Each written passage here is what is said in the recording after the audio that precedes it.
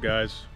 Farm Wrestler here, and today I'm going to go hang this one last tree stand that I need to get ready over in a bedding area. It's kind of a not hunt very often stand. The conditions, everything's got to be just right for this stand to work out right, but I'll show you some of the other general deer habitat improvements that I've been working on over the years, and maybe you can incorporate some of these into your habitat program, get you on some more big deer. So come along for the ride. We'll get this done.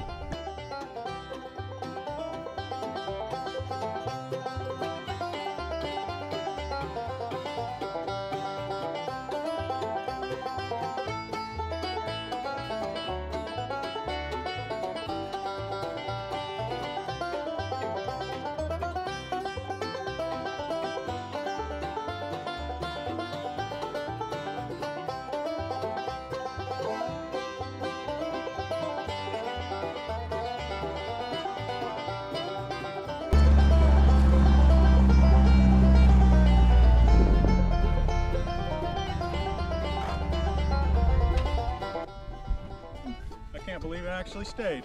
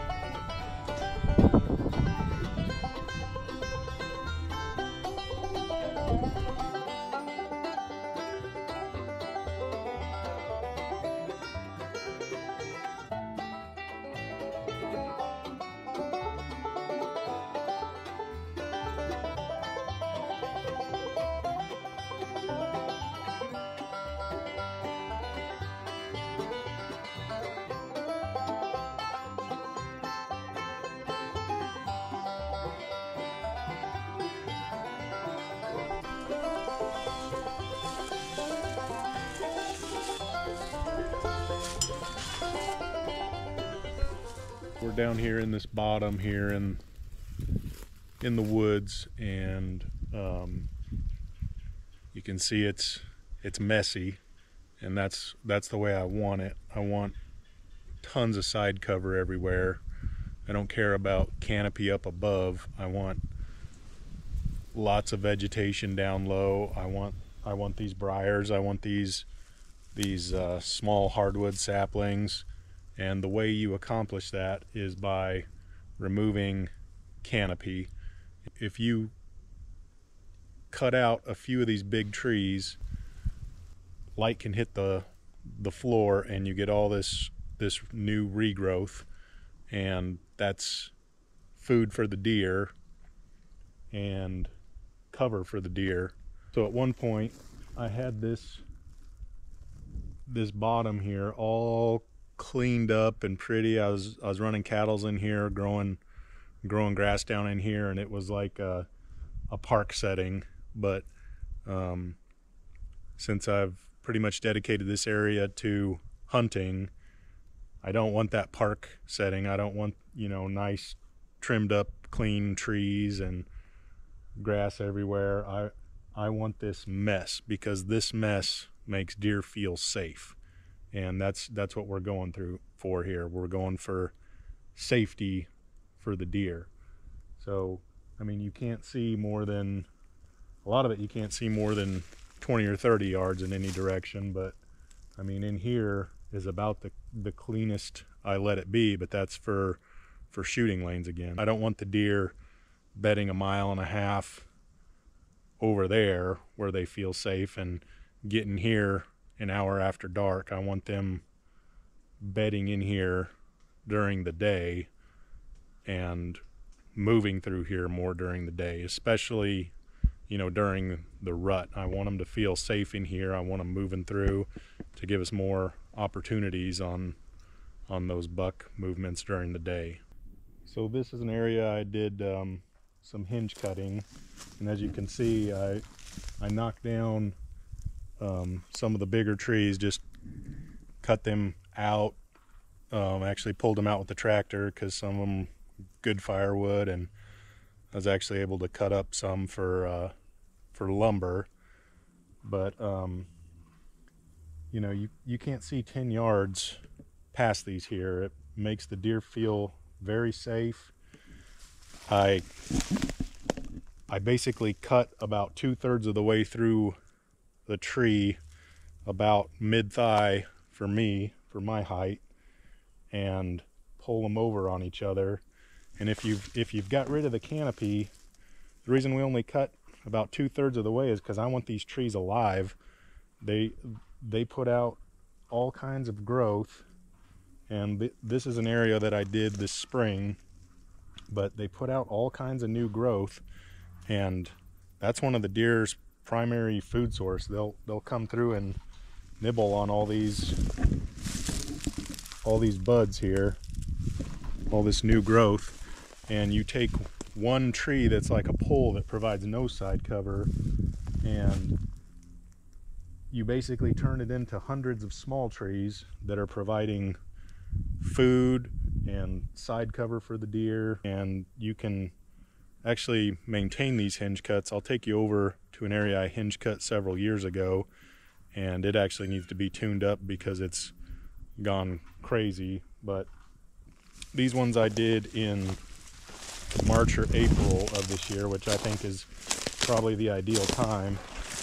And you can see it starts to put out all these new shoots. So I've got new trees growing all along the trunk here. Not every hinge cut you do is going to be successful. Obviously, like, it doesn't work with evergreens, and that's not a food source for deer anyway. But I have really good success with the oak and the box elders in this area, and you can just see the amount of green and mess it creates. But that's what I'm going for. So you can see I cut about 2/3 of the way through, and I pull the tree over the direction I want it to fall, and this band here is keeping the tree alive, and it sends out new growth as long as you have enough of the canopy removed to let light hit it. Without the sunlight hitting it, they won't take. Here's another one, and it's not as pretty, but you know, the tree is still alive. And so I've just got a series of these things all knocked down through here where I've removed some of the canopy, and you can see all the hardwood regeneration that occurs. And that's all deer food and deer cover. Here's some of the hinge cuts I did several years ago, and you can see how they've progressed compared to the stuff that was done this year. There's hundreds of new trees coming off of this stuff, and it provides great side cover. And what I'll probably do this winter, or I guess late winter, is on this one I'll come through and knock off a bunch of these, because this food way up here doesn't do me any good. I want the food down here where the deer can reach it. So what I'll probably do is come in and knock all these down, and it'll send out bunches of fresh growth. And you know, that's how I maintain these hinge cuts and keep them, you know, producing for the deer, and you know, staying big and bushy.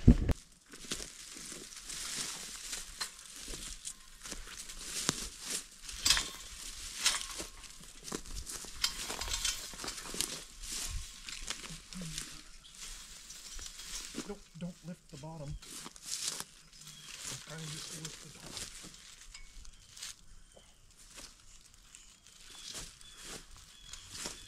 Don't make it creep.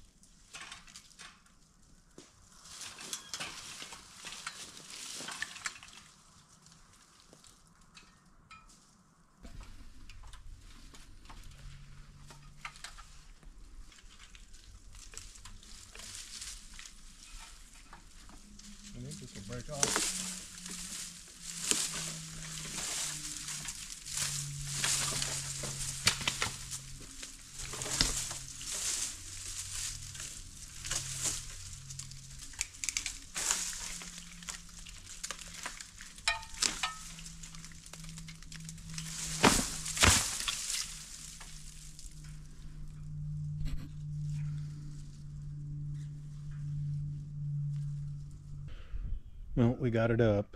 It's not perfect. I need to trim on this tree a little bit, but give you guys an idea of the view and the shooting lanes that we created here. So we've got shooting lanes through there. We'll have a shooting lane through there when I cut that little branch off, and then I can tune this up to be able to shoot that way a little ways, and we can of course shoot that way. And this is about as open as this area is here. Hopefully this spot will provide some good full day sit activity, because in my opinion this is a whole day sit kind of stand. It's going to be too hard to get in and out of here quietly without pushing deer out, and there is tons of deer movement through this area, and it's just hard to capitalize on because I don't have a stand down here. So we'll see what happens. I'll keep you guys posted on how the hunt goes here over this season. Hopefully I'll bring you some good deer hunting footage, but let's go look at a couple of the other improvements that anyone can do that are real easy and straightforward. So something that you can do to sweeten a stand location here is a water hole. It's just a 100-gallon plastic tank. Dig and set it in, and if you put it in somewhat of a low spot, the rain will refill it. If you let it get empty, depending on your soil type though, and it rains, it could float it out. So I try to keep water in it so it doesn't float out, and I'll maybe have to refill it once during the season, and I'll just come in real quick and get it filled up. The other thing with these water holes though, the deer for some reason prefer to drink out of these rather than, you know, the ponds or the creek over there.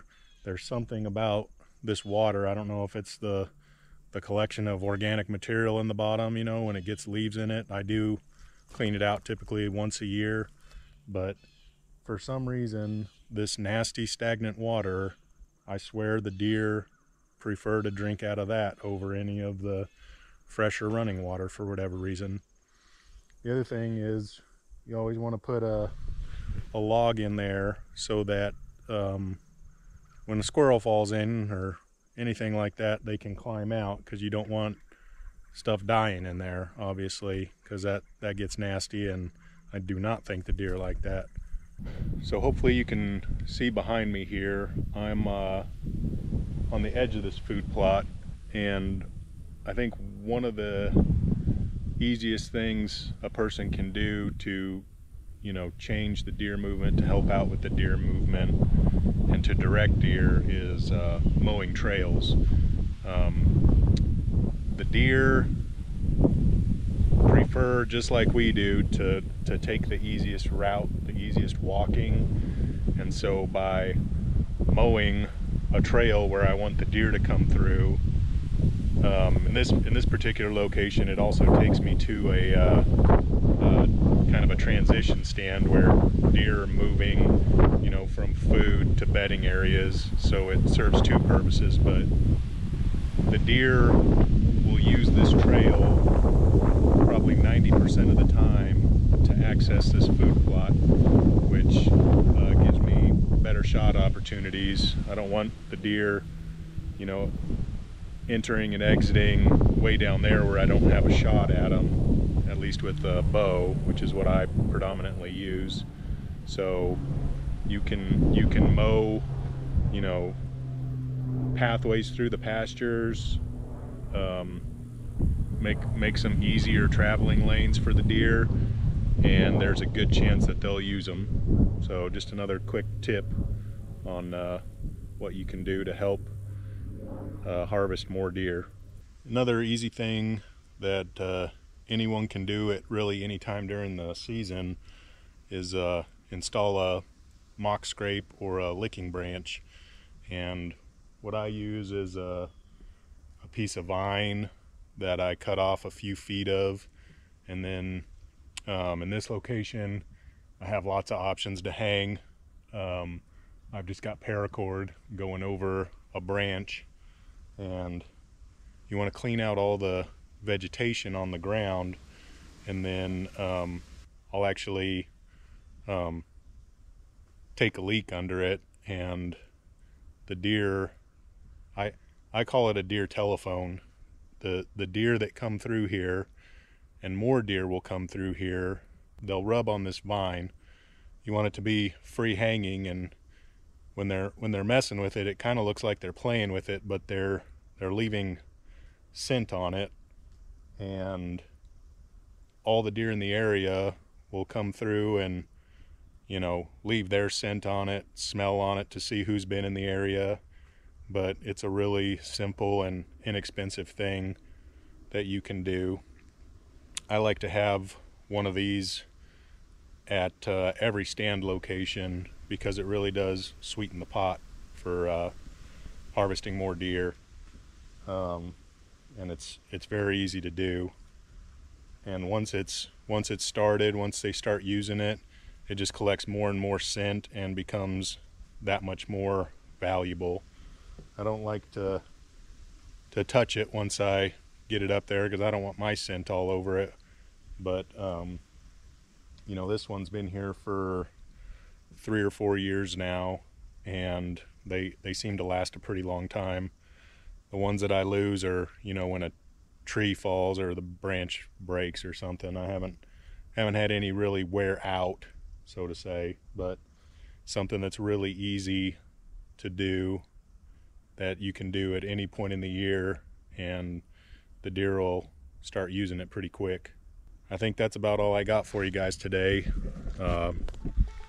If you like these videos that I'm doing, be sure to like and subscribe. Farm Wrestler, signing out.